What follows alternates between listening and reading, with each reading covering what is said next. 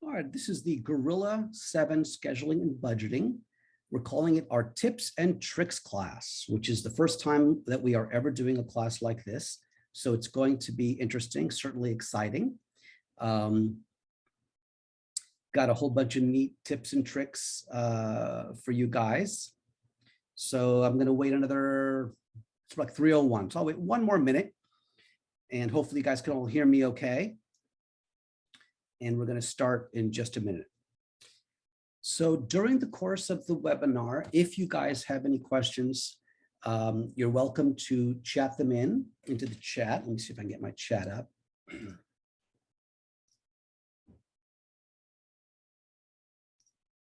There we go. Okay. I don't mind if you want to unmute your mic if you have a question, that's totally fine. You can certainly do that, or if you don't feel comfortable doing that, you can certainly chat it in. We will have a Q&A at the end. So if the question you have has nothing to do with what I'm talking about, you might want to wait until the end. If it has something to do with what I'm talking about, that's the best time to probably bring it up. So you can go ahead and unmute your mic or chat it in. I'll do my best to look at the chat every few minutes. So great, let's get started. Once again, my name is Eitan Cohen-Sit. I'm doing from Jungle Software. This is our tips and tricks class. And we're gonna go over some of the things we're gonna do here. So the prerequisite for this webinar, you you don't have to, you're welcome to be here if you don't, but you should have a basic understanding of Gorilla scheduling and budgeting, or just a basic understanding of scheduling and budgeting. Since this is a little bit more of an advanced class, I'm not going to go over things like how to import your screenplay and how to do standard things that are more in our intro classes and intro webinars. We're going to go a little bit beyond that and go into some of the really cool features that are some of these features aren't even in the manual. And we don't even have videos on them either. They're just sort of there. That are really cool little features that will really help you schedule and budget your project. So, all right, so let's get started. So once again, if you have a question, first of all, can everyone hear me okay? Maybe one or two of you can chat in that you can hear me, because I have no response yet. Maybe just a quick hello or what have you. I can. Excellent. Sound good. Thank you. Okay, perfect. So we're going to get started. So, okay. So basically, like I said, we're going to go over a lot of tips and tricks. It's going to be really cool. I think it's going to be cool because I've never done this class before. So I'm going to have a lot of fun, because usually I do the intro classes and they're so basic for me that this will be a little bit more fun, a little more challenging. Okay. Okay. So what I'm going to do is I do have a PowerPoint, and I'm going to switch back and forth from the PowerPoint, so at least I can know where to go. And I've structured this so that we're going to start with scheduling and do some of the scheduling information, and then go into budgeting. And once again, any questions that are pertaining to what I'm talking about, please feel free. Okay. Will you get the PowerPoint?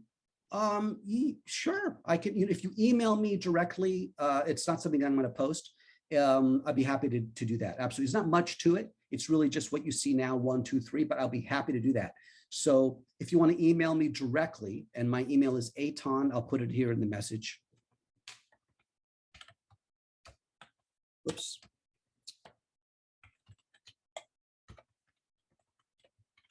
Okay. You're welcome to email me at eitan@junglesoftware.com and ask for the PowerPoint for the tips and tricks class. Be happy to send it to you. Not a problem. Okay. So Scene Navigator preferences. Okay. Customize how the Scene Navigator looks on the breakdown sheet. So this is actually a good one, because a lot of people, and I've tried to structure this so that a lot of questions that people ask that they might not know, or they might not be able to figure out easily, you'll find a lot of these things in the tips and tricks. So I'm going to go ahead and go into a schedule from the manager. And on the right, you're going to see this is what we call our Scene Navigator. And if you're familiar with Gorilla, you can just click on a scene and you go to that scene. So if I click on scene 2, I'm going to go to scene 2, and I can do whatever I want with scene 2. A lot of people don't know that this scene navigator here can be customized, and you can show different information on this scene navigator, okay?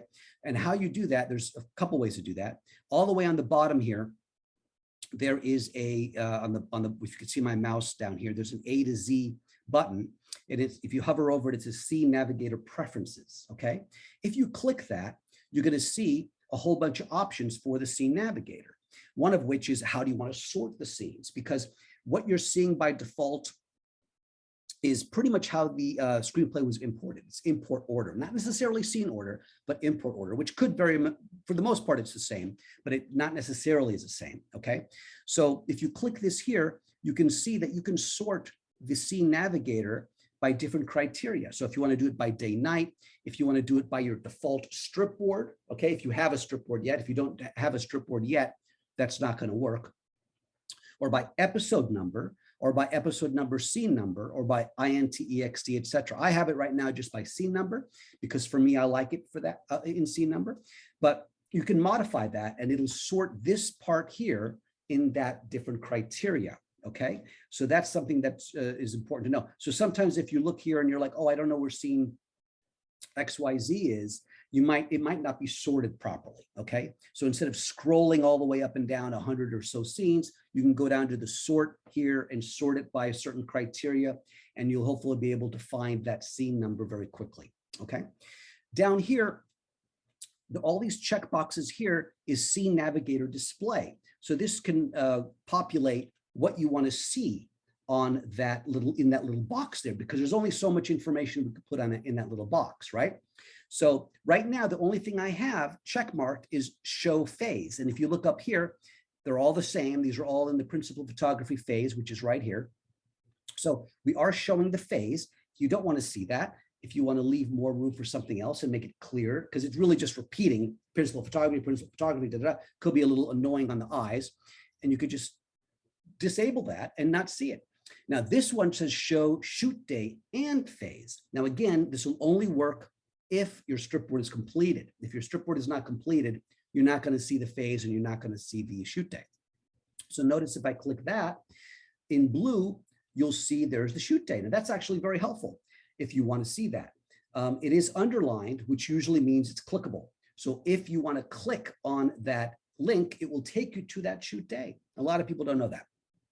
Okay, location is over here. So if you want to see, but notice you can't have shoot day and phase and location because it takes up the same space. So you do have to be a little bit cognitive of what you want to see, right? Conscious of what you want to see.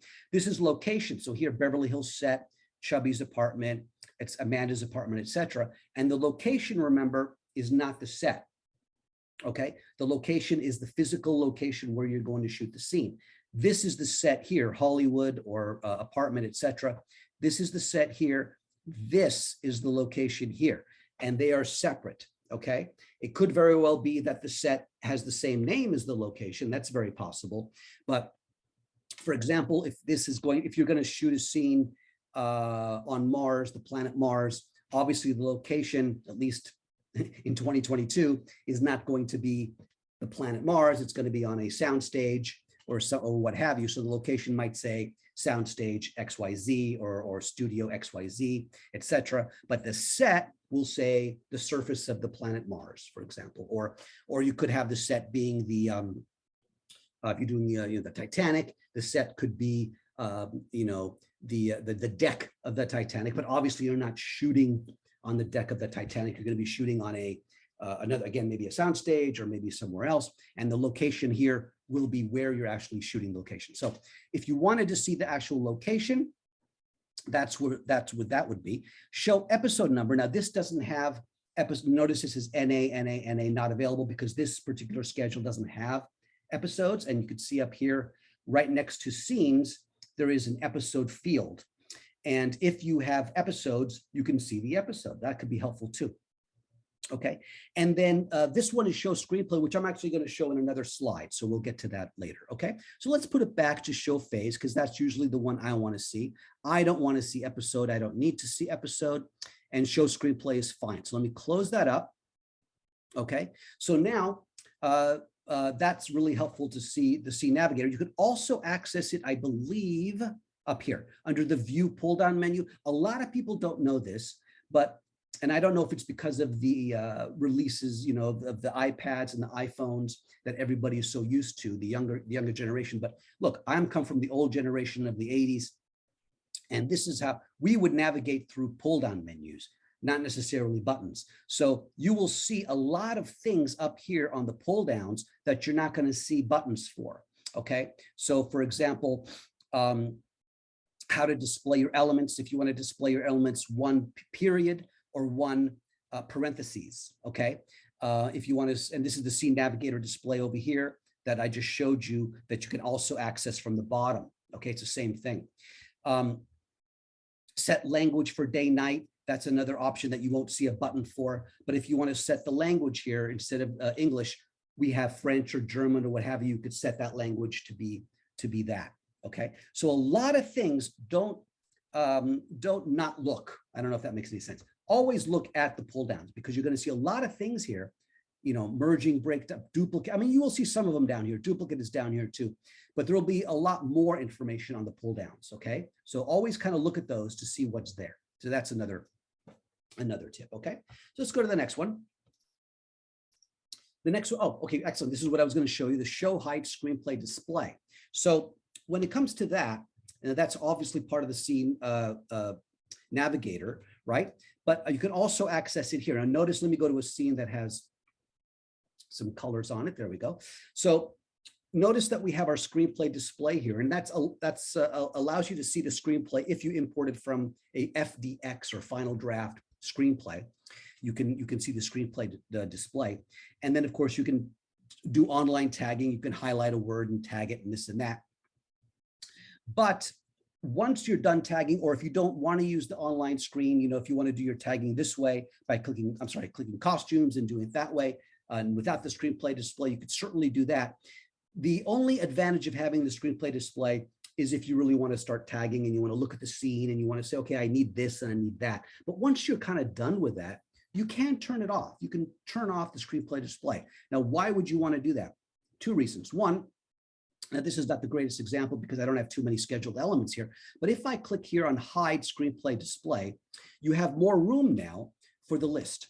Okay, because the list goes down. And if you have 30, 40 items, remember the screenplay display is not really going to show you. Let me go to a scene maybe that has a lot more. Oh, the screenplay display is off there. Let me go back on and let's see. That doesn't have many. Let's see, maybe scene 3. That might have a little bit more. Okay, this has a decent amount, not too many, but you could see that there's a lot of times when you do your breakdowns, you're going to be breaking down your script and entering elements, props, and costumes and makeup that are not in the display. You guys know that if you're scheduling, right? So they won't be here. So the screenplay display might actually be a distraction. Okay, so that's one reason. The other reason is it navigates quicker because it doesn't have to draw the screenplay display every single time you go to another scene. So if I click here to scene 5, I don't know if you can tell, but I can certainly tell, it actually navigates quicker. So if I go to scene 11, scene 12, scene 6, etc., it doesn't have to draw the screenplay every time. So you might want to just turn it off. Okay, so that's something to consider to speed up your workflow. All right, so the next thing, that's number 2. Number 3, combine categories. Okay, this is something we added in version 7. A lot of these tips and tricks you will see were not available in previous versions of Gorilla. We did add them in version 7. This is a really nice one because a lot of times when you import a screenplay from Final Draft, they will import a certain subset of categories. And I've seen categories come in that are very similar to other categories or very close to duplicate categories. So in this example, if you're going to look at the categories here on the left, you're going to see I have one called costumes, but I also have one called wardrobe. And in essence, it's the same, especially when you go to the costume, the unions, right? It's the same. Costume or wardrobe is the same. So you really want to combine them. There's no reason to have a costume category and a wardrobe category for, you know, unless you have some kind of reason for doing that. But for the most part, this is a good example of combining 2 categories. Now, why do I say combining and not deleting? Okay, because of course you could just say, well, let me just delete wardrobe. You can certainly do that. The problem is if wardrobe has any elements in it or attached to it, you're going to it's called a parent-child. You're going to separate that child from the parent is what's called in database terms and computer terms. So you're going to have, let's say, if I click on wardrobe here, notice I have purple scarf as a element under wardrobe. If I delete the wardrobe category, purple scarf is not going to have a category. It's going to be sort of a ghost element, right? So you don't want to delete it. And the same thing with costumes. If you click on costumes, so this is my main category. Notice I have, these are the elements that were imported from Final Draft. If you delete costumes, you will have these ghost elements that are not attached to a category. So you don't want to delete, you want to combine. So let me show you how to do that, okay? So in order to combine, you want to click on the elements button here, and this will take you to your elements manager.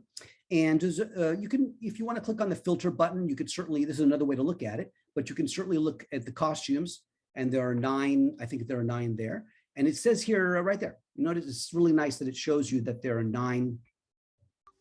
I do have a question here. What about costume designer who designs opposed to wardrobe who handles costumes, not design them?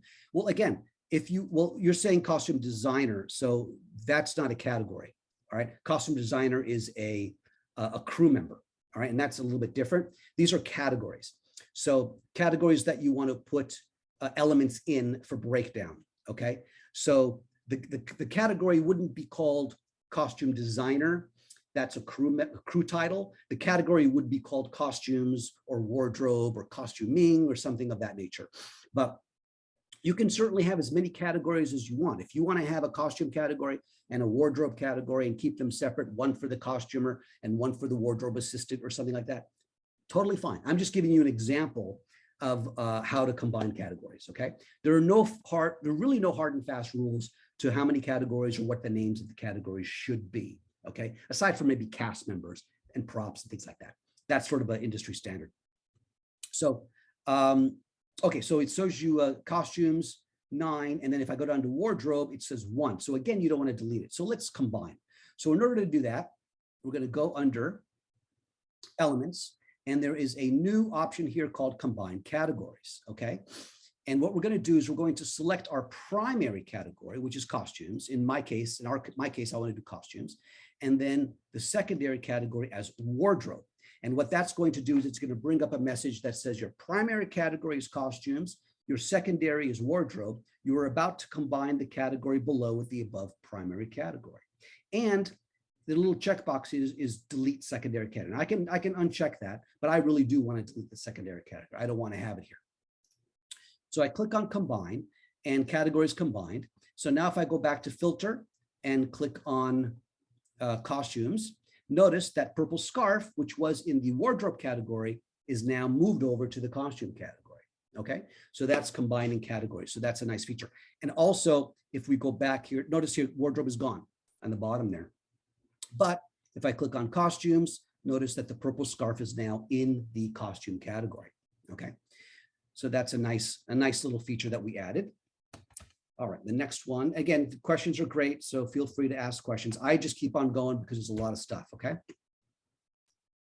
Hide categories. Okay, this allows you to not display categories in the breakdown that are not often used, okay? Or never used for that matter. So let me show you this. Basically, what this allows, so for example, here on the left, you're gonna, again, we're in categories, right? There's a category called livestock, for example. Now, in this particular screenplay, in this particular schedule, I'm not going to have any livestock. Livestock, you know, horses, pigs, dogs, this kind of thing. So I'm not going to use that category. So I could just leave it there, or I could hide it. Same with animal handler. Okay, not going to use it.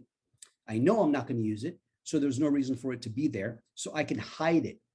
So not delete it, just hide it so it's not shown. In order to do that, we're going to click on this button here, create modify categories. And this is very, very easy. We're just going to go here, and what we're going to do is deselect animal handler and deselect livestock, right? So notice that they are now unchecked, right? And go ahead and click OK. And now notice that they're gone. Now they're not deleted. They're still there. They're just not in my view, so I can have a better workflow as I do my schedule. So if I were to go to elements, right, and let's say, you know what, I do want livestock, or I do want whatever, and I go ahead and click on new element, and I select here, livestock is here, and so is animal handler. So it's not gone, it's just hidden from the breakdown view, okay? And of course, in order to bring it back, if you want to bring it back, you just go back here to create modify categories, and let's just bring them back and click OK, and there you go. All right, another little time saver there to not show as many things there on the list. All right, category abbreviation. This is something we added also in Gorilla 7. And what this allows you to do is allows you to enter an abbreviation for a category. We're still on categories here, right? So for example, if I clicked on costumes, notice that we don't have any IDs here, like 1, 2, 3, 4, 5. But if you wanted to do that, you certainly can by clicking on this ID button here. And notice there's a category abbreviation, not required, but by default for costumes, it's CS, okay?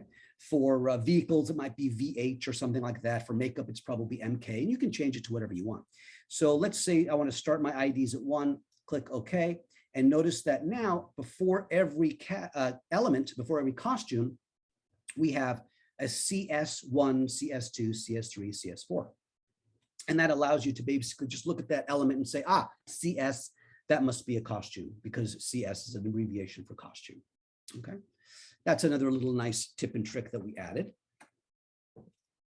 Hide elements. Okay, very similar to hiding categories, we can hide elements. Now, this is actually really a lot more usable than the categories, in my opinion. Why? Because, for example, in this one, let me go to, is it set dressing? So this might be a little hard to read. This green's not the greatest color, but notice that it says here, needle point sign, if you could read it, which reads da da da da. This was tagged in the screenplay. I only needed that for one scene. I don't ever need it again for another scene, right? Just one scene. Same with promotional calendars, same with corral type enclosure, and maybe a few others here. It's not an element that I'm going to reuse over and over again in multiple scenes. I only needed it for one scene. I already scheduled it, but I could have in set dressing or in props, especially in props, you can have hundreds of props, and if you just scroll down here to find them, it's not a big deal. You could sort it by whatever you want. So you can sit here and sort by board ID, or if you want to sort by alphabetical, you can do that. So you can very quickly see what you want to highlight and what you want to add to the breakdown sheet. But we have something called hide elements, which again will not show it in that list. It doesn't delete it, doesn't get rid of it, it just hides it. So again, let's go to elements. And let's filter to set dressing. So we only see our set dressing. And here's that needlepoint sign, that element. I'm not going to need it anymore, but I don't want to delete it. So I can just click on this hide button.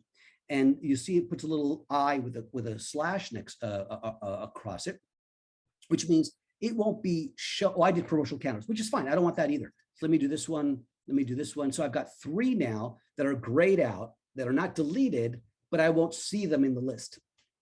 So if I go back now to my set dressing, notice that the list is a little shorter, okay? I don't see them. They're not deleted, they're just not available for me to use. And you could always go back and unhide them, all right? All right, filter elements. I'm showing you that as I do it, but you already know that one. You see, I could go into elements, and this is a very, very easy way to filter. Oh, we don't have any makeup. Okay, that's possible. Let's go into props. So if you just want to see the props, you can do that. If you want to highlight a click on element up here, that'll alphabetize the lists, right? Because anything that's underlined in a label usually is clickable, okay? If you want to do it, there's no ID, so that won't work. But let's show all, okay? And then here, if you want to do it by ID, you could sort by cast members first. Notice 1, 2, 3, 4, 5, and then 101, etc. And then if you want to sort by category, you could do that way.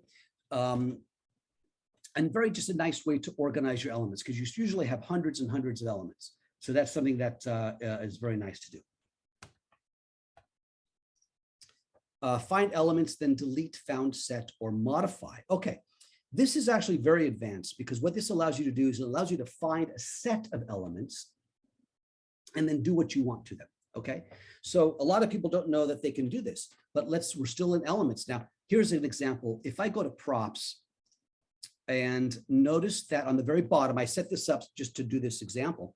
Notice on the very bottom, the last three, I've got bowl of soup, I've got pea soup, and I've got bowl of pea soup. Okay, as it is, those were all tagged in the screenplay. You know, we tagged them in final draft, and they came in, of course, as separate elements, okay, as they should, okay? But to be honest with you, as the writer or the UPM or the production manager or whoever's breaking down the script knows that all those three elements are really the same element, okay? Even though they were tagged, because they were slightly, the writer did not write bowl of soup 3 times.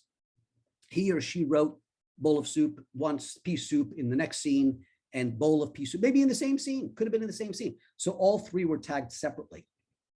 Well, that's a problem because we don't want 3 props of bowl of soup. We just want 1. So what we can do is we can go up to here and find, and I can click here in the element name. I could type in soup and do perform find. And that's going to show me all the elements in a list view that have the word soup in them. Okay. Now I can do that. If I can click on the arrow button, I can go to that. I can literally say delete found elements right here if I wanted to delete them all. Okay. Or you can change the category, or you can delete them, or what have you. So just a very nice way to sort of find a group of elements with a similar criteria and then have them in a list and then do whatever you want to do to them. Okay. Search web for element image. Okay, this is a nice new addition that we have in Gorilla. As you probably know, you can add pictures or images if you want. Can you combine those elements then? Yes, you can. You could do the same thing. That's a good question. You can do that, and it's right here. If you go to elements and say combine, here was the categories, combine elements, the same thing as the categories, but with elements. Okay, so absolutely, you can certainly do that here and just combine them into one element, and it'll bring over the scheduling for that element to that one primary element. So yes, and that's a feature right there. Good question. Where was I? What was the thing? Hold on. Search web. Okay, so let's say, for example, we're in props and we want to add a prop that's not here. Oh, let's say a large glass jar. That's a good example. So I have a large glass jar, but I want an image for that jar that the prop master can go out and get. Okay, because as the writer or as a UPM, as a director, you have an image, because there's could be many different types of the mason jars, this jar, that kind of thing, right? So there's a little button here called Internet Search. Okay, so if I click that button, it's going to open up a web engine and immediately pops in large glass jar. So let's say that one's not bad. Let's see if we want that one. Images. Let's see if I can do a copy image right there. And I don't need this anymore. And I can literally go to elements. Let's see if I can do it this way, right? And do props and large glass jars right here, info. And let's see if this will work. Paste. There we go. So look how easy it is to copy and paste something. I didn't even leave Gorilla. You can search the web for an element, and I didn't even type in jar in the search engine, right? Because it looked, the web search looked for large glass jar.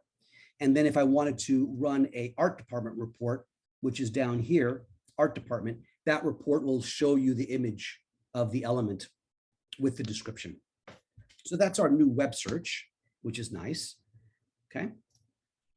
Export data, elements, crew, etc. Okay, I'm not sure what to do here, but since it's there, so we'll do it. So the nice thing about Gorilla is that you can export data out of Gorilla to a tab separated text file or to an Excel file. And a lot of people want to do this. They just want to get their information out and send it to their prop master or send it to their costume designer or what have you. And not necessarily in a report, because you could certainly run a report, but that's like a PDF, right? They might need the data because they want to manipulate it. They want to put it in Excel. They want to put it in FileMaker. They want to put it in whatever program they want to manipulate it. So you can certainly do that. And if you want to export elements or crew or actors or whatever you want to do, most of the time, if you go File, you'll find an export option. Okay, so we happen to be in Elements. So if I click on Export Elements, it's going to say what category do you want to export.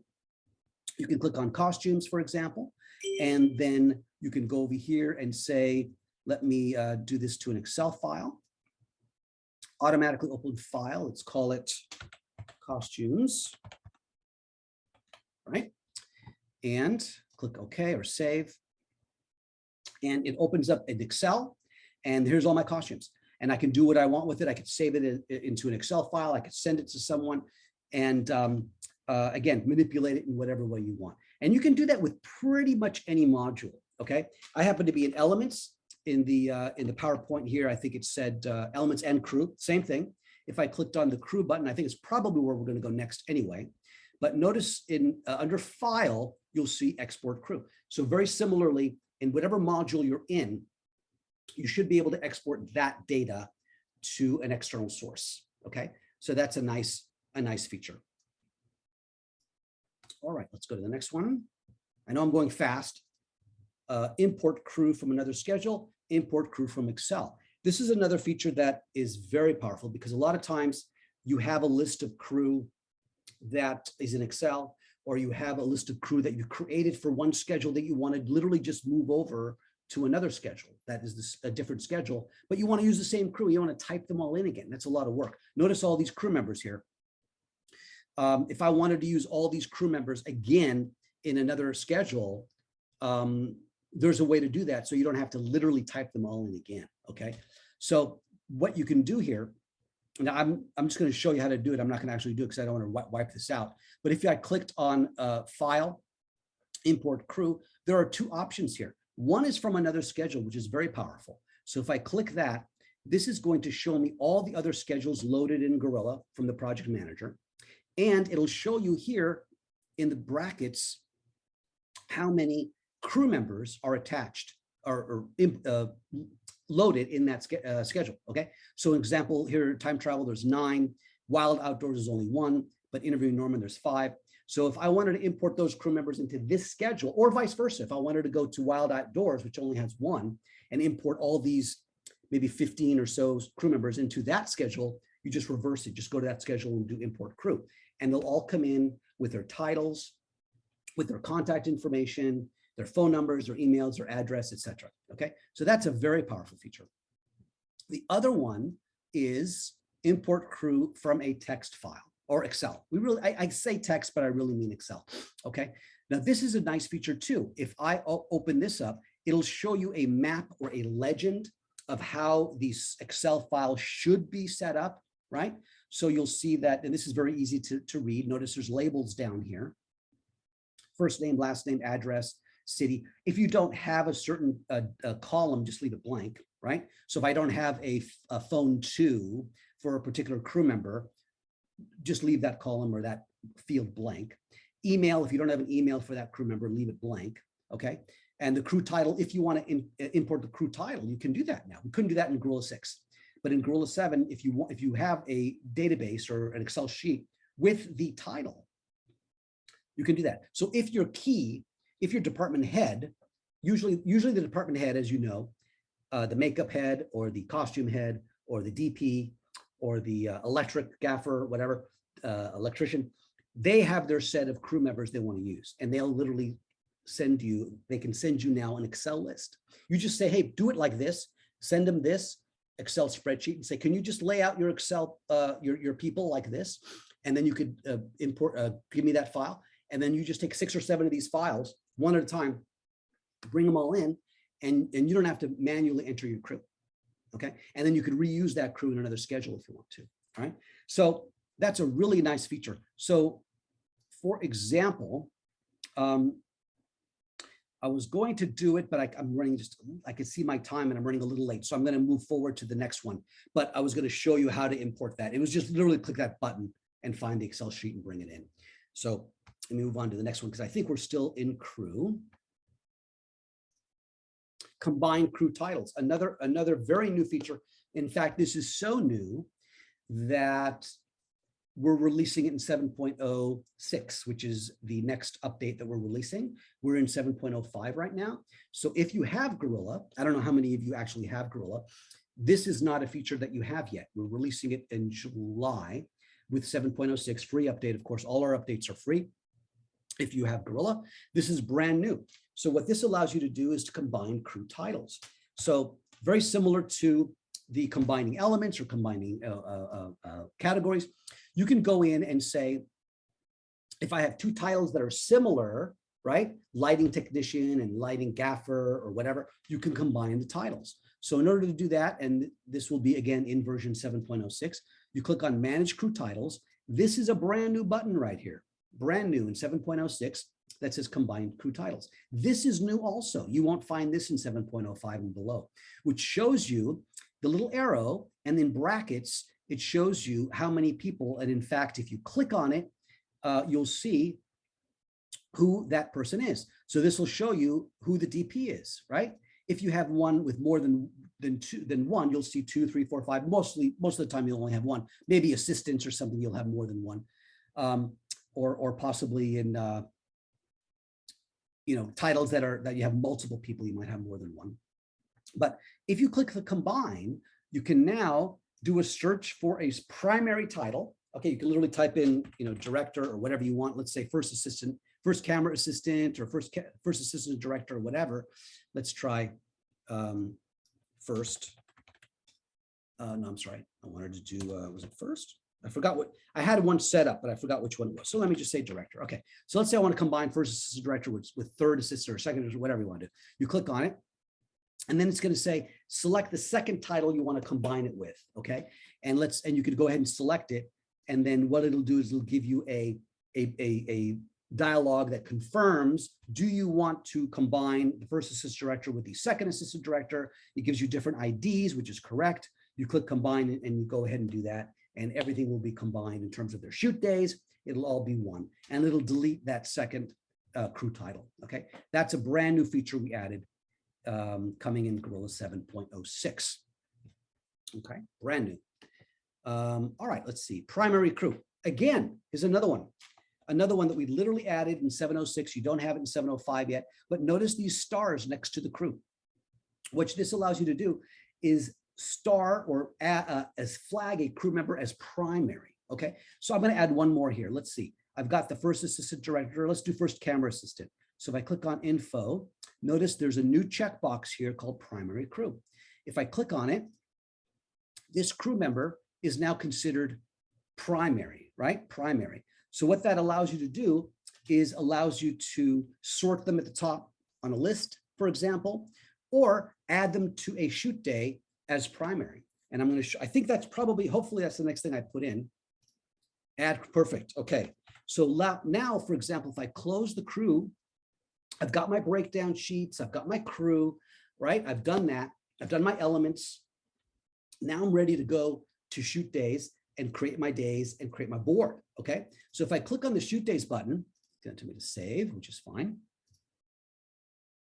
We're going to come up with a calendar, right? And in our intro classes, we show you how to create a calendar and how to create a phase. So let's go ahead and click on the first day. And when we go into the first day, we're going to see a detail of that day. Now, I'm going to make sure that there's a whole bunch of crew here. I'm going to delete them. So let's pretend they're not there, okay? When you first go into a day, you're not going to see any crew members on the day. That was a sample. So now I'm in 3/1, March 1st, 6 a.m. is the call time. And if I wanted to add crew, there's multiple ways to do it, okay? You can literally click the plus button here. And this is all the crew that we have in our database. Notice that these stars here are showing your primary. So if you wanted to say, yeah, I need my DP, I need my director, and I'm just selecting on my primary, right? And whatever I want here, you could do it that way. Or I'm going to delete this. Brand new in Gorilla 7.06. Again, you don't have it in 7.05 yet, but it's coming in just a few weeks. Notice this here, add primary crew to this day. So if I click that, all of a sudden, all my primary crew, and you could have more than 4, you could have 10 or 15 or whatever you want, will be added to that shoot day immediately. which saves a lot of time as opposed to clicking each one on the list, okay? And another new feature right here, right underneath it, is add primary crew to all days. So if you know, and you have multiple days, so if, for example, if I click here and I see, and this is a new view also, by the way, in 7.06, instead of just a pull down, we used to just show the days in a very standard pull down. Now you can see when you click on that button, a little bit more information about the day and about the phase and how many crews attached to the day, if it's an off day, if it's a travel day, all this information is brand new, again, in 7.06. So you're going to get that in 7.06. So if I wanted to add primary crew to all days, notice there's 1, 2, 3, 4, there's about 10 days here. Then all I can do one click of a button, okay? Before I had to go to each day, and before I had to click each crew member, which was a lot of very time consuming. Now you can do it in just one click. So really time saver, really fantastic time saver there. So that for sure is a good tip. That's a good tip. I think that's one of the best ones. Okay, next one. Do locations before you do your strip board. This is something that I tell people all the time when I do my intro class. And I'm going to repeat it again. It's worth repeating. When you do your breakdown sheets, yes, you want to do your breakdown sheets, you want to do your shoot days, but before you do your strip board, do your locations. Okay, I'm going to explain that. Okay, so I'm going to head on, click out of here, click out of here. Now remember, I explained the set, and remember I explained the location. Okay, and remember the set is not necessarily the same as the location. The set is the world of the screenplay, the pretend world, like the deck of the Titanic or the surface of the planet Mars of the screenplay. And the location is the physical location where you're going to shoot. So if I were to ask you, what's the most, in terms of clumping them together, of clumping your scenes together to shoot, would you want them to be clumped together by set or by location? I hope everybody's going to answer location, because you're literally, it costs a lot of money to move, to do a company move, right? You want to be able to go to that location, location A, location B, location C, do all your scenes, do all your days there at that location, pack up and move over to the next location. So you really want to sort your board mostly by location. Now, of course, there are times that you have to come back to this other location because if an actor is not available, or the location might not be available for all the days you want to shoot. It might only be available for 4 days and you absolutely need 5 days and you have to come back another day that's not contiguous. That makes a lot of sense too. That's of course going to happen. But for the most part, you want to clump your board by location. So I tell people to always do the locations and always enter your locations on the breakdown sheets for each one before you go to your board. So how do you do that? So if you click on, let me see where it is here. There it is, yeah. Locations, which is right there. And there's a video here. There's a lot of videos that we have for these things, right? I'm going to go into my locations list, my locations module. And I have only 5 here, which is fine, right? You can click on the plus sign here and you can add another location. You can have as many as you want. But once you create a location, you can then go into the location, right? Info. You can, of course, put your address. You can put photos of that location if you want. And then you can click on the scenes button. And this is where you could do it here, or you could do it on the breakdown sheet. This is where you add scenes for that particular location here. So very quickly, I can go to Amanda's apartment and see, I have scenes 11, 12, 13, blah, blah, blah, blah, that I need to shoot at Amanda's apartment.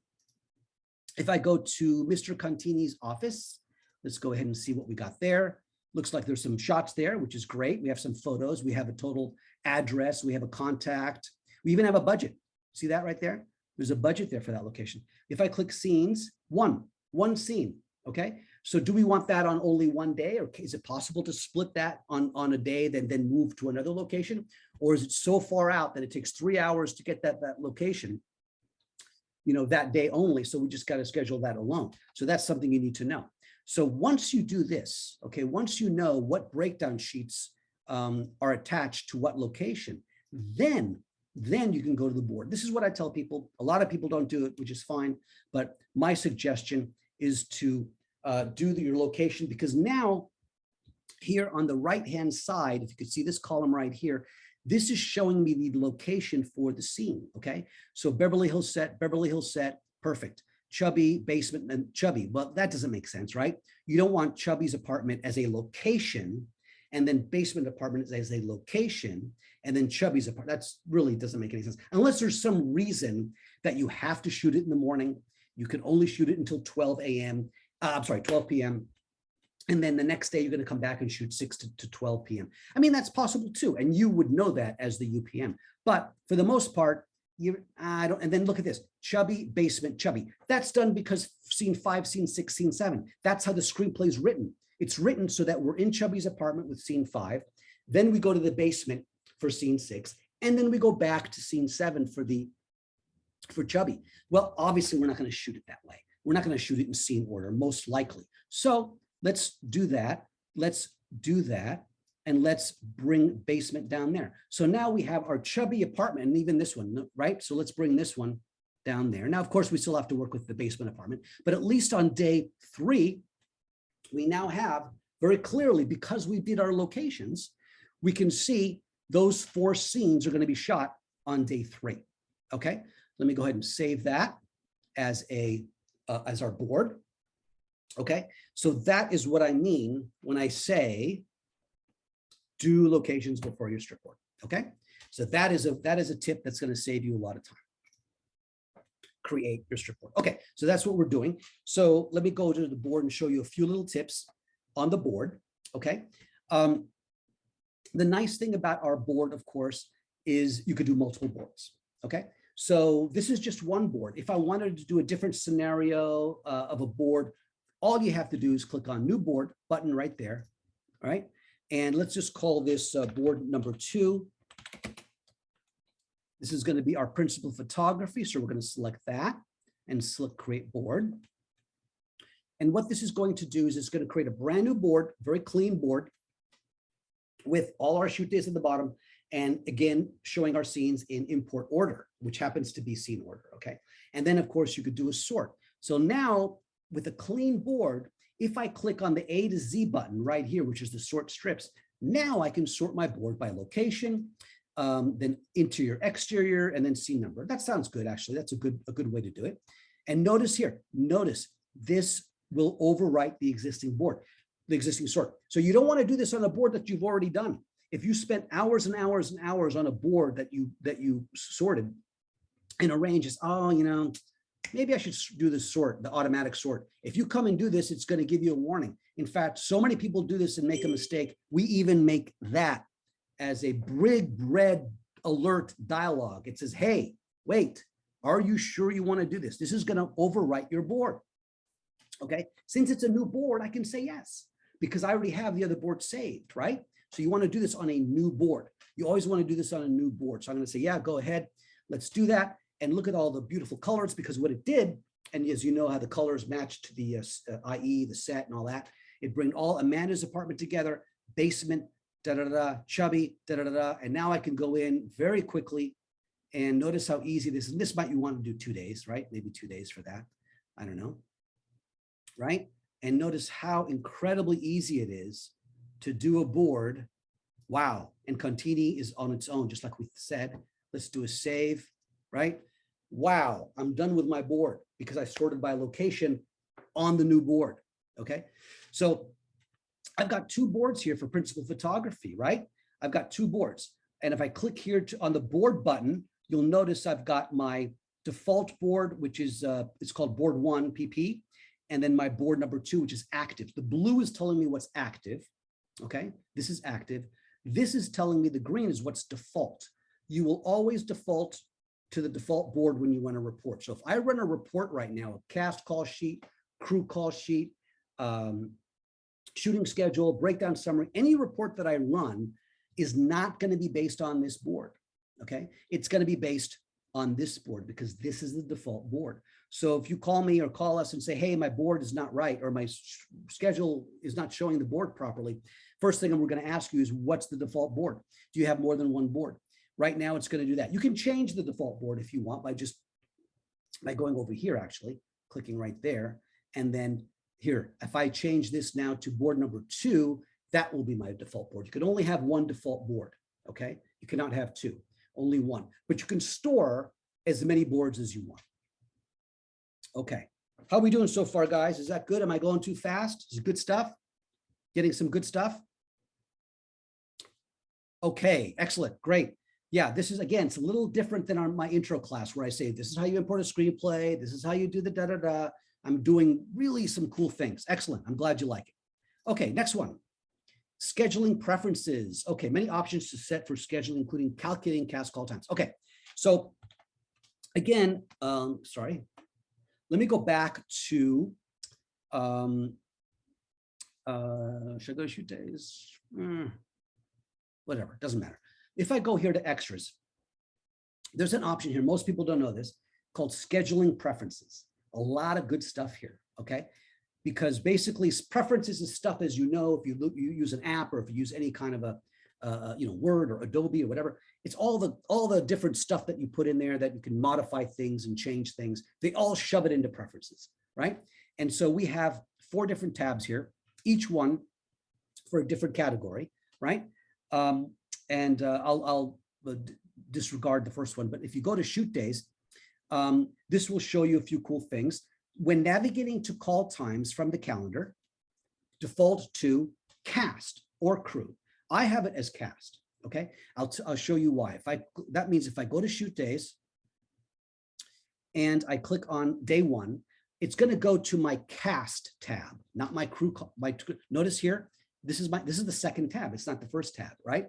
It's showing my cast, because when I go to a shoot day, I want to see my cast first. I don't want to see my crew first. You might be different. You might want to see your crew first, so you can do that.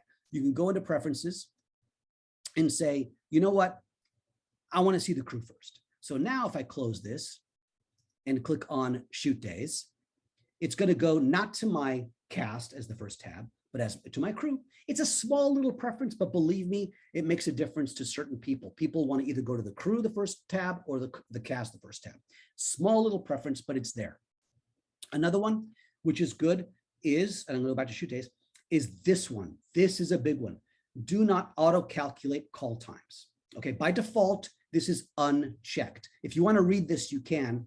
I'll be quiet for 1 minute. I'll just explain it. So basically, every single time you go to a shoot day, an engine behind the scenes goes to the board, grabs the IDs on the day for the shoot day, and creates a list of cast for that day. Because since every time you change the board, every time I move one strip, anytime I move one strip, the entire cast for the day is going to change. Okay, so let me go to the board. I'll show you that. So right now, if I'm looking at my default board and I have here, these are my IDs, right? So if I move, this is ID 3, which means ID 3, if you look over here, it's Chubby. Do you see that? Chubby is number 3. Barney is number 1. This is going to help you. If I want to, you can even click here to get an ID of Barney, who's Barney, da da da. So if I move this number 3 up to day 1, I've just changed the cast call times and cast for day 1. Okay. Now I have to save. If I don't save, it's not going to do it. So if I click on save, I save my board. And now if I go to call times, you're going to see ID number 3. 101 is an extra. So I don't think call times are there, maybe, but you're going to see ID number 3 on day 1. So let me show you that, right? Once visuals are great. So I'm going to click on shoot days. I'm going to click on the call day 1. And this is the calculation right there. It's like, da, da, da, da, da, right? And I click on cast call times. There's number 3, right? Because I moved the strip from day 3 to day 1. So that calculation does it every single time, regardless if I do the board. Okay. Now check it out. I'm not going to the board, right? I'm not going to the board. My board is done. Close this, go back to day 1. Notice the little dialogue. It's doing the calculation again. It's not that slow. Sometimes it is. If you have a lot of stuff there, a lot of big board and lots of IDs and lots of casts, it might take about 10 seconds or 7 or 8 seconds, but it's still calculating. So I can turn that off. Okay. If I go into scheduling preferences and say, turn it off. Call times will no longer be automatically updated. Okay, so I'm done with the board. I don't need to go back to my board. So if I go here and go to day one, whoa, look at how fast that was, way faster. Okay, because it didn't do the calculation. Okay, now again, if you do the board and save it and come back here, you're not going to see it updated. So you understand, notice, bear in mind, that's the case. You could always force it right here. You see that? Update, cast call times, update. You could force it by doing it here, but I didn't change the board, so there's no reason. So if I go to day 2, notice how quickly it goes to day 2, and the cast call times are already there because I didn't change the board. So that's a really nice thing to do to speed things up if you're done with your board. Okay, turn that off. There's no reason to calculate every single time. Okay, we have it on because we don't want people to call us and say, why isn't it updating? Well, by default, it's turned on. But you as a power user, now that you've done my tips and tricks class, you know how to turn it off. Okay, so you can turn it on, you can turn it off. So that's a great little tip right there. The strip board tab, this is really cool. This is all brand new in Gorilla 7. You can literally position the board where you want to open. You could say where I want the board to open. You could do a zoom on it if you wanted to zoom a little bit larger. You could do the large font. There's a large font we have on the board, right? So that's really cool. And then location's not a big deal. Okay. Anyway, so really cool preferences in there to do that. All right, let's go on. I'm really behind. Ugh. I gotta speed it up, guys. I gotta speed it up. Customize the board. Okay. Because I wanted to save some time for Q&A. I did not think, because the first time I did this class, so I didn't know how long it would take. So, okay, so let me go now to customize the board. And I'll go through this quickly. But in Gorilla 7, what you can do is you can customize this board. So if I click on this button right here, which is the customize button, I literally can go in and check or uncheck where I want certain fields to appear on the strip. So right now you can see that this is going to help you A1, A2, A3. Excuse me. So A4 is going to be over there. This is the set. This is the location. These are your IDs. We have some default designs right here. So if I click on strip design 2, that moves the location, I'm sorry, the set over to the left, and the IDs down here. That's actually not bad. And it shows the scene, I think, on the right somewhere. Oh no, the scenes are down here probably, right? Right there. If I don't want, notice on the board, there's these times. This is the timing of the scene, okay? If I don't want that, if I haven't done that, you can turn it off. So you just have to find estimated time right here and just click on it. And now it'll be gone. And there, yeah, see, it's gone. So it's not there anymore, right? So this is how you can customize the board. Really nice stuff that you can do here.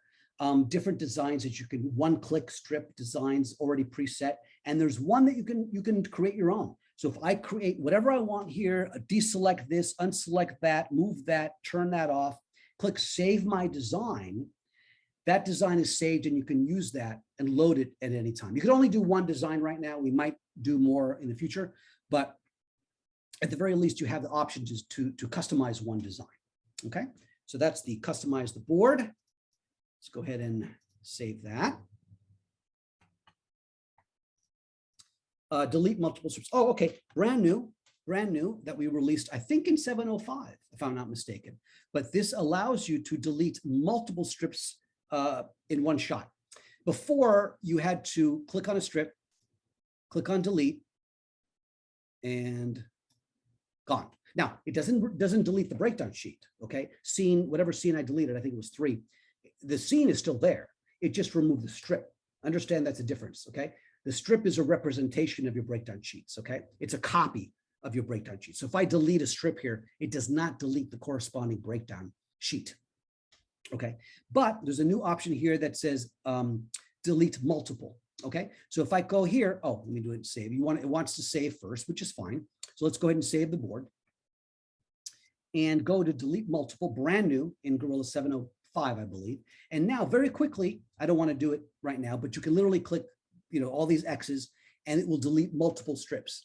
Okay. Again, they don't delete the breakdown sheet. It just removes it from the board. So if you just want a short board, you can do that. And then click on the update button here and they're all gone. Same with banners, the same thing with multiple banners. You could do the same thing. Brand new feature. Let's see here, what we got next. Add scene to board. Okay, very similarly, this is brand new in 7.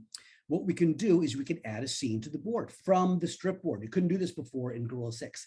So notice I deleted, remember I just deleted scene 3? I'm sorry, I did not delete scene 3. I removed the strip from the board, right? Here it is. It's the only one I can click. All the others are grayed out, which means they're already on the board. So if I go ahead and click on it and notice it'll sort it to the bottom, right? Which is where it should. I can then move it back up to where it was. I can then click on save board, and now scene 3 is back without even leaving the strip board. That's a nice little thing you can do. Saving the schedule, auto save, cloud save. Where does Gorilla save? Okay. We do now have an auto save feature, which I encourage everybody to use. So if I click on the manager button and go down here to the preferences for project manager, we can now see there's a save preferences right here. And in here, you will, once in a while when I'm doing this webinar, you'll see a little pop-up that comes up that says, hey, do you want to save? So my reminder is set for 30 minutes. You can change it to 1 hour, 2 hours. You can turn it off if you don't want to, that's fine too. But what will happen is that every 30 minutes, you'll get a pop-up, and by default, it'll save in the documents folder, okay? And it'll version it, it won't overwrite. So it'll call it, you know, project version 1, version 2, version 3. So you actually have multiple versions of your schedule in case you have to go back. So that's a really nice thing to do. We also have Dropbox save. So now it says Dropbox, but it also I use iCloud. I don't use Dropbox. So you can set up iCloud or Dropbox, and then click on save, and it'll save to your iCloud or Dropbox folder, which is great if you're sharing maybe with another person. Okay. All right. Link a budget. Oh, we're going to budgeting. Okay, great. I'm not too far behind. So good. Link a budget to a schedule. So as you probably know, in Gorilla, you can link a budget to a particular schedule. So let's go ahead and do that in budgeting. So notice, let me delink it. Okay, delink it. Okay. So by default, you won't have a linked schedule to a budget. So this is not linked to a schedule. So let me go ahead and do that. So I click on here, click on link. I'm going to use the Hotel Cucaracha for webinar, and notice it says linked to Hotel Cucaracha for webinar. Now, what linking means in Gorilla, some people get this wrong. It doesn't mean that it creates a budget for you clicking a button, okay? It doesn't mean that. What it means is that you can now draw information or import information, import data from the linked schedule into your budget. So cast, crew, elements, locations, this kind of thing. So let's go ahead and go into the budget. And this is one of our sample budgets. So let's say, for example, we want to go into talent, into actors, and let me go into one more here. So let's say I've already have some here. So let's pretend I don't have it because I want to import Christine again. Let me delete Christine. Okay. So let's say I want to import an actor or two from my schedule, from my linked schedule into my budget. There's multiple ways to do that.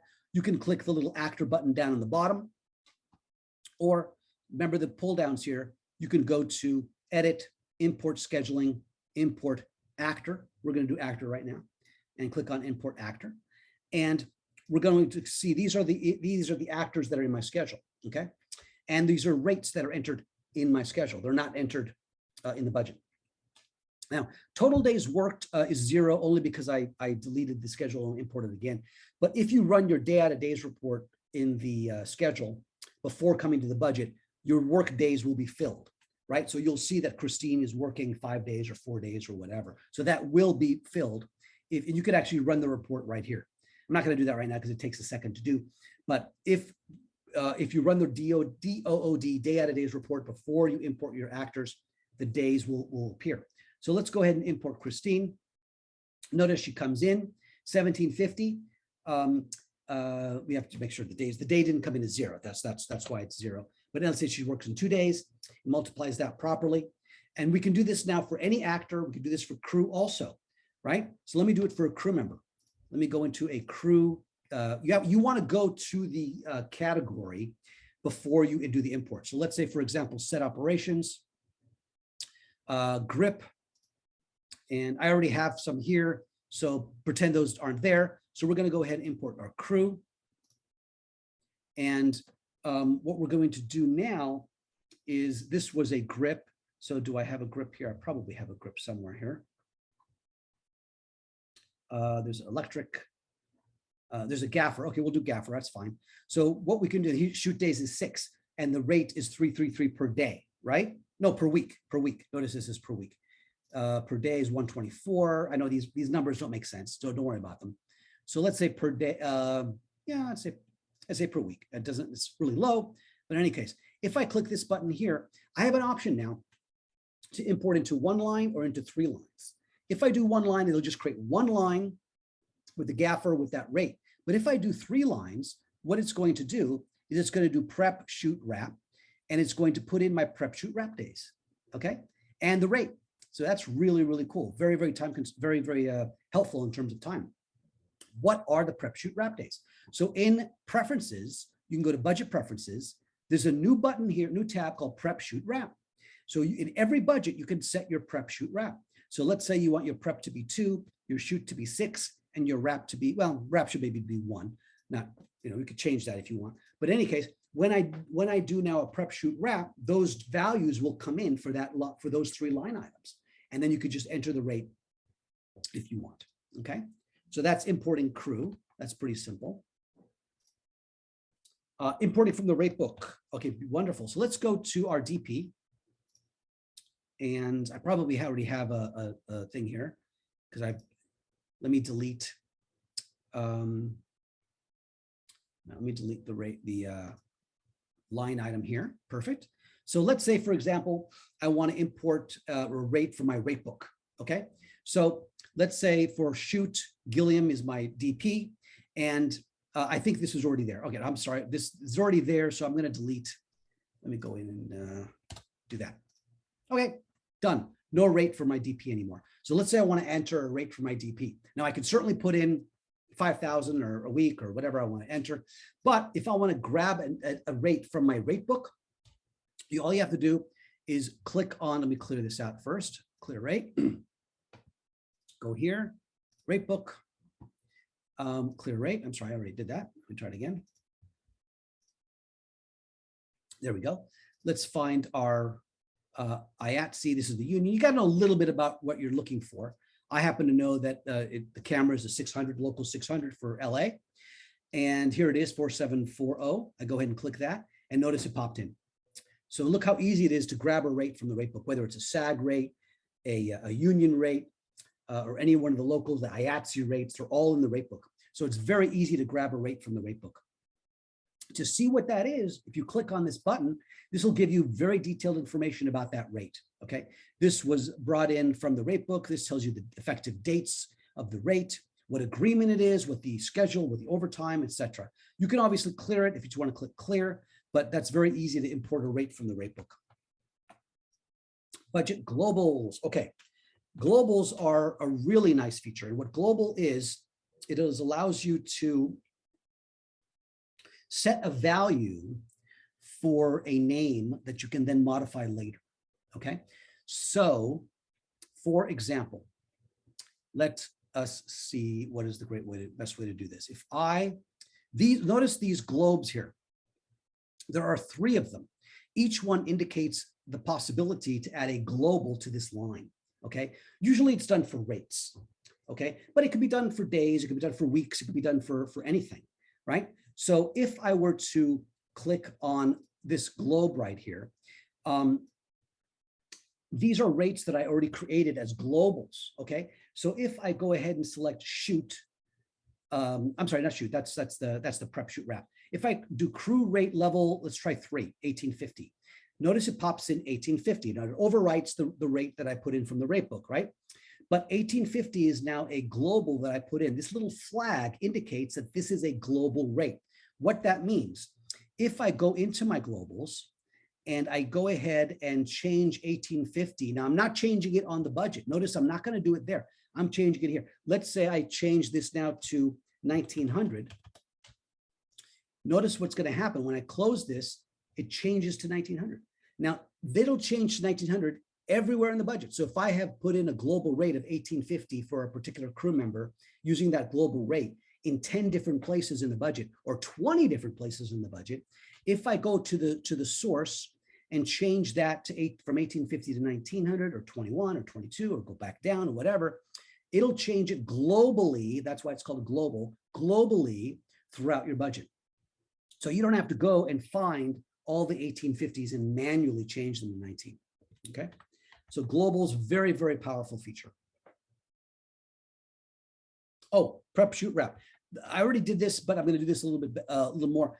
There is a new option now in Gorilla 7.06. We have a lot of cool things in 7.6. I already did it, but called prep, shoot, wrap. So let me delete these, and I'll do it again. So remember, I did the for prep, shoot, wrap. Can they be different for different crew members? Good question. That's a good question, and I'm afraid not. That's a very good question. It's prep, shoot, wrap is globally for that budget. So that's actually something, to be honest with you, that we might be able to implement, to do a categorized prep, shoot, wrap. That's actually a good suggestion. I'm going to take that as a suggestion for a possible update to do that. Prep is drastically different per crew member. That's right. That's absolutely right. You're absolutely right. You know what? That's not a bad suggestion. I'm going to look into that and see if we can do that.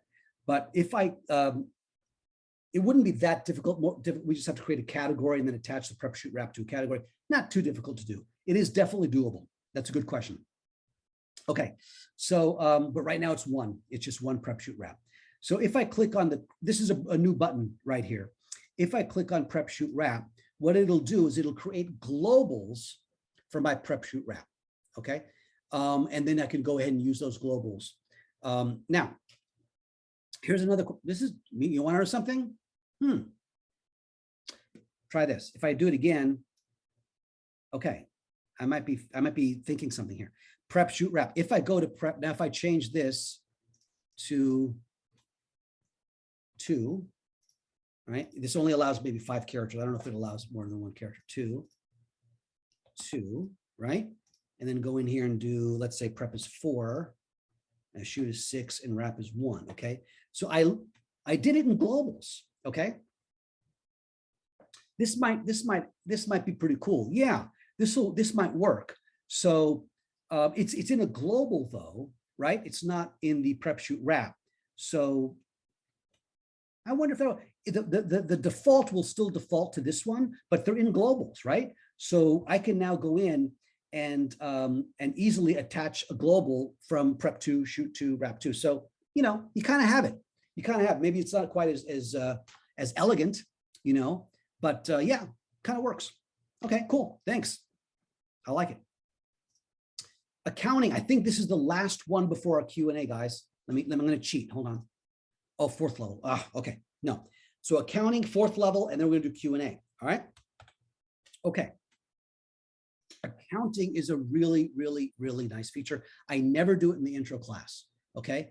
But what you can do in accounting, and accounting is always on the account level. Okay. So I'm going to go into, let's see, DP. Okay. Let's go to DP. Yeah. DP is perfect. Okay.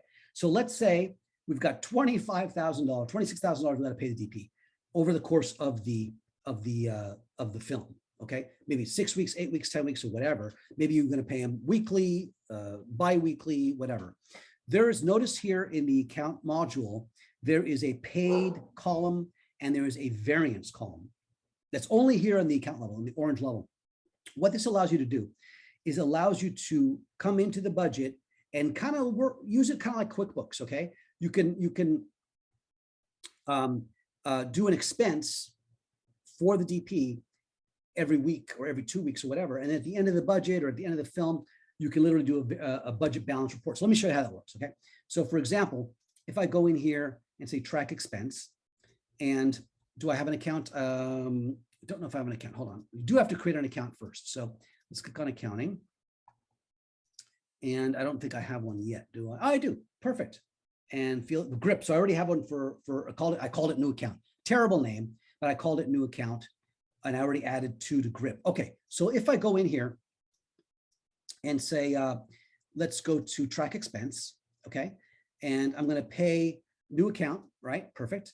DP, perfect. I want to pay the DP. You can even click on this here, and I'm sorry, not that one, the crew button here, and find the DP, which is, he's here somewhere, Andrew Boyles. Perfect. I could change it to that.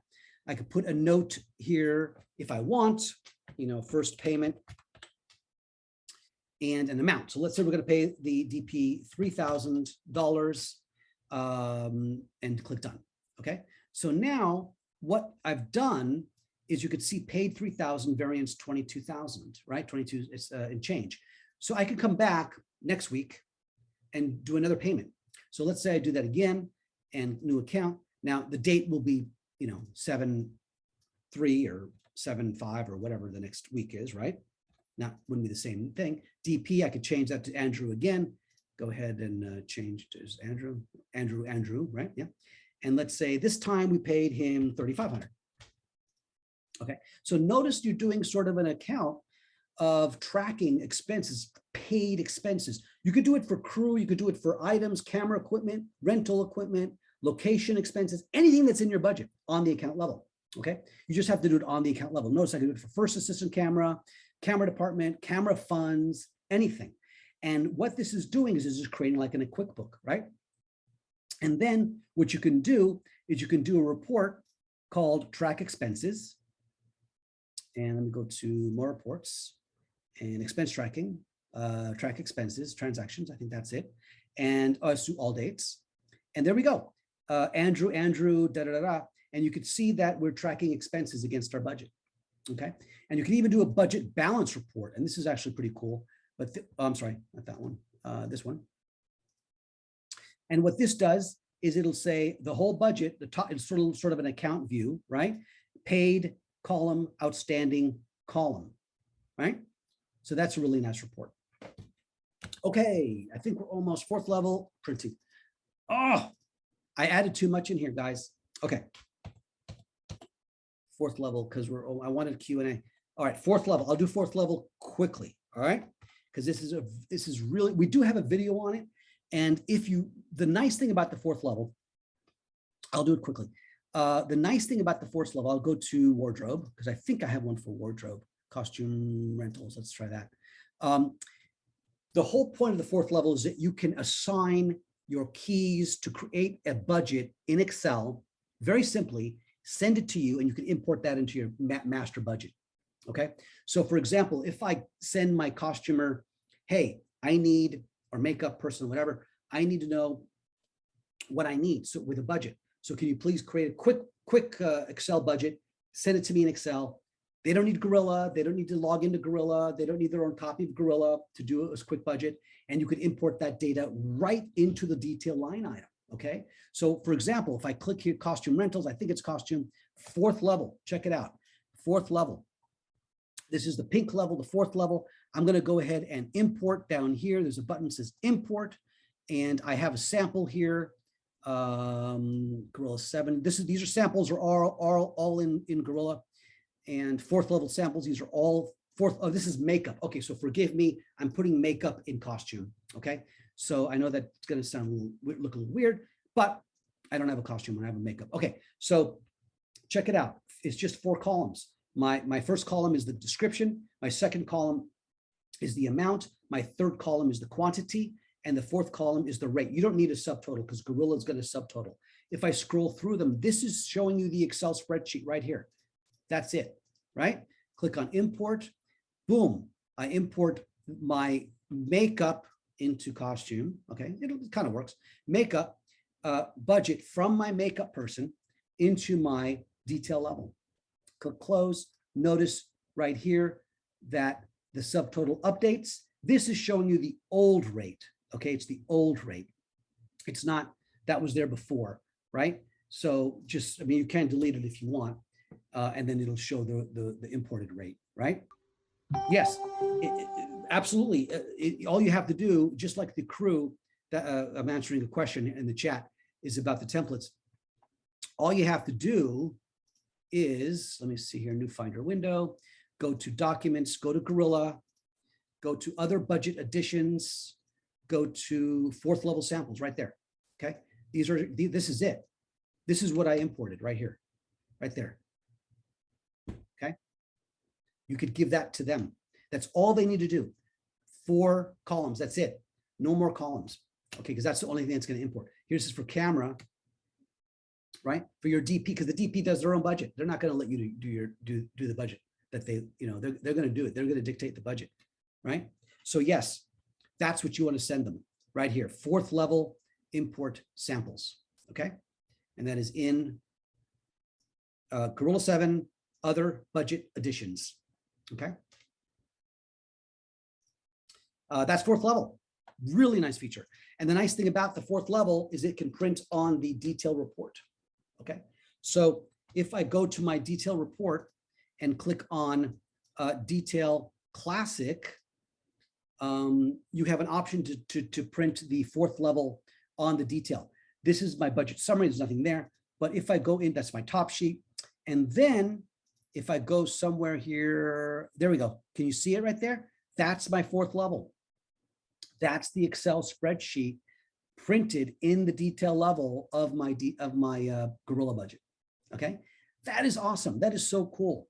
Okay. You won't find other programs that does that. Okay. That is really cool. Okay. That's printing. Oh, exporting. I'll do exporting real quick. A lot of people want to export their budget, not necessarily print, but export. So if you want to do that, you go to the top sheet and from the file pull down menu, remember I told you file is when you usually do the export. Export top sheet account details. This is that will export an Excel format of the top sheet account or detail report. So if you want to put it in Excel for someone else to manipulate, you can do that. You can get the raw data out, okay? Not necessarily just the PDF. All right. Customize. Is this the last one? It is. I'm so excited. Customize grand total labels and budget. This is a nice feature, actually. This was requested by quite a few people because if you go to the top sheet, and let me just show you real quick a budget here. Notice these subtotals right here. Contractual charges. Contractual charges are also called percentages. We had some people that said, I don't want to call it contractual charges. I want to call it percentages. But technically, they're really called contractual charges, okay? But some people want to change that label. Some people don't want to say total fringes. Some people want to say, SAG, DGA, that kind of thing. Section add-ons. Some people want to modify that. Credits, deferments, etc. in kind. So we can modify those labels now in Gorilla 7. So in order to do that, we go to Preferences and Grand Total Labels. There we go. So right here, this is what we saw. Group add-ons, fringes, etc. We can go in here now and modify those labels, even grand total and net total. If some people don't want to have that label, they want to change it to something else or change it in another language, you can certainly do that. You want to do that here, okay? And even things like add total before label. So total deferments, total credits. You could just click that and it'll do that, okay? We are at the Q&A. I did a lot. It took an hour and 25 minutes. I wanted to do it a little less than that, but those are all the tips and tricks I have for you. So if you have any questions, and it doesn't have to be about what I talked about, it could be anything Gorilla at all, period. So now is the perfect time to ask. If you're welcome to do the chat. Oh, hold on. Love these updates and tricks. Couple questions. If we have Gorilla 6, will we need to buy 7? Yeah, 7 is an upgrade. It's a full upgrade, completely different than 6. We've got about 69, 70 new features in 7 that we didn't have in 6. If you wanted to download 6 and go to, if you wanted to download 7 and you click on what's new right here, you can see that this tab shows you what's new in this update. This one shows you what's new in version 7. So everything new in version 7, there's 63 features. Add 63 to these. So whatever these are, that's all the new stuff. And then we have starter videos and whatnot. So can you talk about fringes? Okay, Fringes, again, that's an advanced topic. We have a couple videos on fringes. Basically, a fringe is an add-on to a rate in the budget. So SAG, you have to add fringes. Usually it's 14%. DGA has fringes if you're part of the union. Every union has their own percentage rate. You have to check with the union to know what that percentage rate is. In Gorilla, you can create a fringe, call it SAG, call it DGA, whatever, and literally attach that fringe to that line item if that crew member needs a fringe. Okay, that's basically what a fringe is. Okay, not all budgets need fringes. If you're doing union budgets, it does need to have fringes. If you're doing a non-union budget, it doesn't necessarily have to have a fringe. Sometimes they do. Sometimes they do. Okay.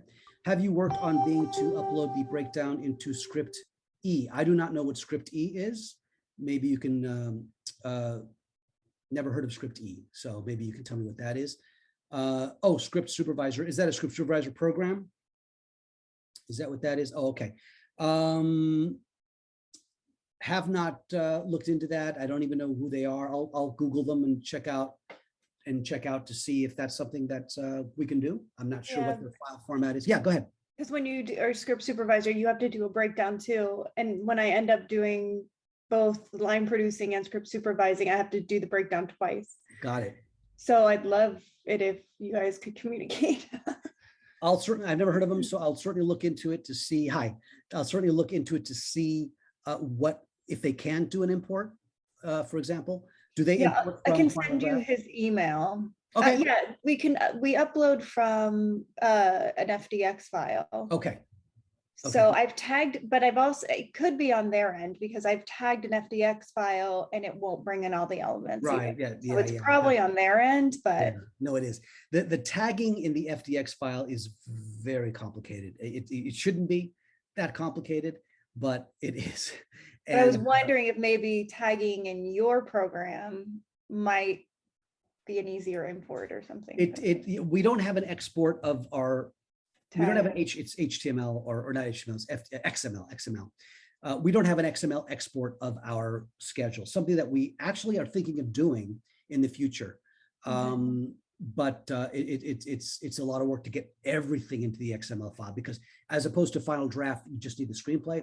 We need the shoot days, we need the elements, we need the breakdown sheets, we need the cast, we need the crew. It is a massive file. So that's why we haven't done an XML file yet, but I'll reach out if you want to send me their yeah, I'll send you his email. I'll put in the chat his email address. Sure. Or I didn't catch when you typed in your email address, it may have just gone to one person because it's not in the for everyone chat. Oh, I'm sorry. Let me do it again. Let me see. Thanks a lot. These are great tips. Oh, good. Good. Did you see my email there? Oh, to waiting room participants. Oh, no. How about everyone in meeting? Okay, hold on. We'll try it again. That's not good. There we go. Okay. Thank you. Yeah. I had another question about tax credits. Okay. Another one that is really complicated. We do have a couple of videos, one or two. I don't know if we have videos on credits. I can do 30 minutes on tax credits. Okay. It is really complicated because you do percentages and then percentages of a percentage, and it is not an easy thing to do. The video is very helpful. The Gorilla Guide, which is, if you go to Gorilla Guide budgeting, you'll be able to find tax credits there. If you go training videos budgeting, we do have, here we go, credits and tax incentives. It's only 4 minutes long, but it's chock full of information on how to create a tax credit. I don't do that in the video because even in this one is because it's a little complicated. But if you have a specific question about it, please email us if you don't get it. But go ahead and at least look it up to see if you can do it. Okay. But what is a tax credit is basically an incentive from a locale like Arizona or Georgia. Georgia has lots of tax credits that gives you a discount or a percentage off or money back if you shoot in their locale. That's basically what a tax credit is. Is it possible to import a budget from Gorilla 6 or 7? It is. In fact, when you load Gorilla 7 and load a Gorilla 6 budget, it will say you are loading a Gorilla 6 budget. It needs to convert to the Gorilla 7 format, which is a little bit different. It'll take a minute or two to convert, and you should have no problems. It should work pretty seamlessly. You won't be able to save it back in the 6 file format, okay? 6 and 7 are different file formats, so you cannot go back and forth, unfortunately, because 7 has a lot more information. Okay, is it easier to tag in Gorilla than Final Draft? You know what? I think it's easy in both. I've done both. The nice thing about Gorilla is that there's more ways to tag in Gorilla than there are in Final Draft. But Final Draft is pretty nice in terms of tagging. The only problem with Final Draft is you're in screenplay mode. So you're looking at the screenplay and you're looking at the text in the screenplay, and you're kind of thinking only of the screenplay. When you're in Gorilla, you're kind of removed from the screenplay. Even though the screenplay is there, you're more in a production mode, and you're thinking not about writing, because because it's so easy to switch from production tagging mode back to writing mode. Oh, let me fix this. You can't do that in Gorilla because the screenplay is done. So you're really constant. You're zoning on just tagging. So I wouldn't mind. I suggest starting it in Final Draft, but you really got to probably finish it up in Gorilla. Is what my opinion is. Okay. You're welcome. I think, was there another question about upgrading?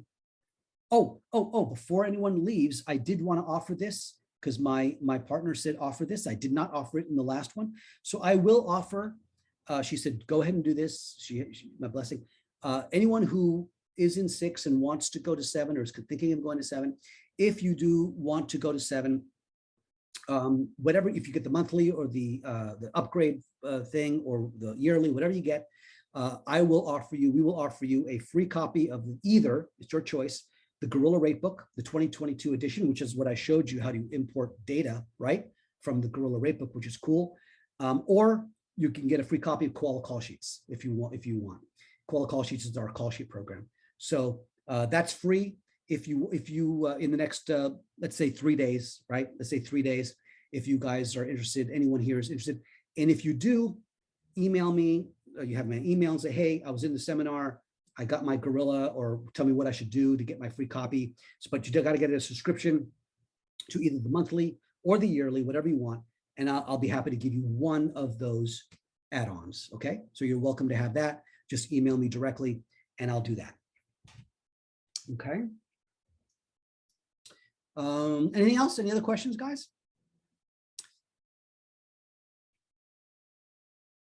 We're at an hour and a half, which is perfect. This is what I wanted to do that. You're welcome. I'm going to, hopefully, if all went well, I will post this on our webinars page. Excellent. Thanks, Ray. It will be on our webinars page. If you go to, let's see. If you wanted to watch it again at one point, hopefully in a few days, maybe next week. If you go to, let's see, Learn Webinars, okay? If you go to Learn Webinars, there it is right there. It will be here, past webinars, 50 reasons to upgrade, intro, screenplay. That's a good one, screenplays and scheduling, if you want to watch that. It will be here probably in about a week, maybe less than a week. I'll do it next week, or maybe this week. So it will be there in case you guys want to watch it again. And if you have any questions, you're welcome to chat. You're welcome to email. Or if you want to use the old phone, you could do that. We do pick up once in a while.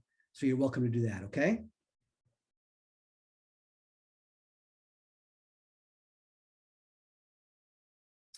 All right, guys, I'm going to sign off. I'm glad you came. I hope you had a good time, and we'll see you later. Okay, I'll try to do another one maybe next month, maybe in a month or two, maybe a little bit different, because every time I do it, I do a little bit of a different situation, and we'll see how that goes. All right, thanks a lot, guys.